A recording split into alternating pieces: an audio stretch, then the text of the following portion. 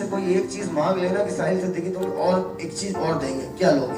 वापस यही वाला वक्त दे दो, बस चीर के रख देंगे। अब की फिर होंगे इसी उम्र में ना, फिर और बड़ा चीरम फाड़ मचेगा भाई, क्योंकि अभी एज है तुम्हारी, तुम इसकी ग्रेविटी नहीं समझ रहे हो। ठीक है, तुम कहोगे सर ये ज्ञान मेरे माँ बाप भी देते हैं, कोई बात नहीं बेटा, देते हैं, बहुत अच्छी बात है, हम भी दे दे रहे हैं। समझ में आ जाए तो मजा। यही एज है, इस एज में पैसा कमाना सबसे आसान है।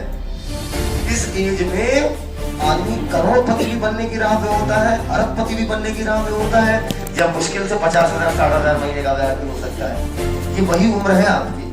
ठीक है, इस उम्र में जिस राह में चल रहे हो, इस उम्र में पैसा कमाना क्यों आसान है? क्योंकि इस उम्र में बैचलर स्टूडेंट जैसे पैसा कमाते हैं।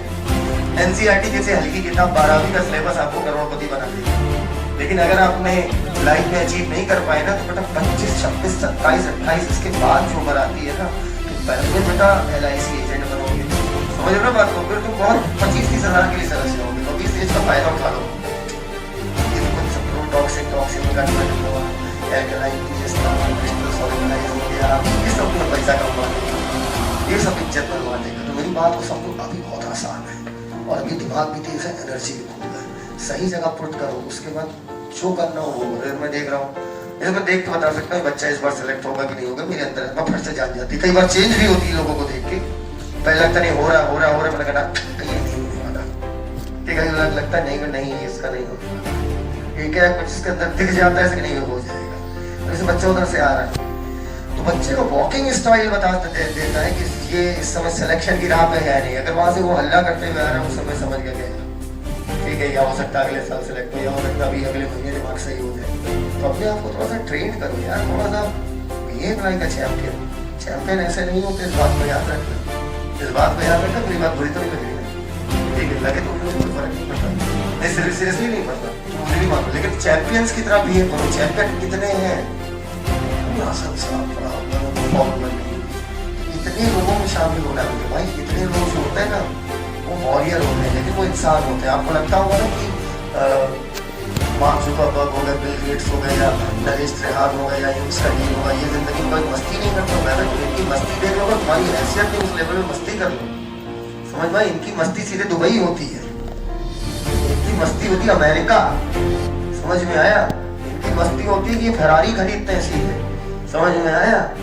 अरे नहीं, मैं दोस्तों के साथ छत पर खड़ा बकैती करूंगा, ठीक है, हैप्पी न्यू ईयर है तो सामने जो है मैं कमेंट पास करूंगा, तुम्हारे कमेंट को कोई मतलब नहीं। समझ में आया? ठीक है, ऐसे करो ना, कमेंट हम माइक पे पास करें और लोग उस कमेंट पे हंसे, ना कि कोई गुस्सा हो। Are you getting my points?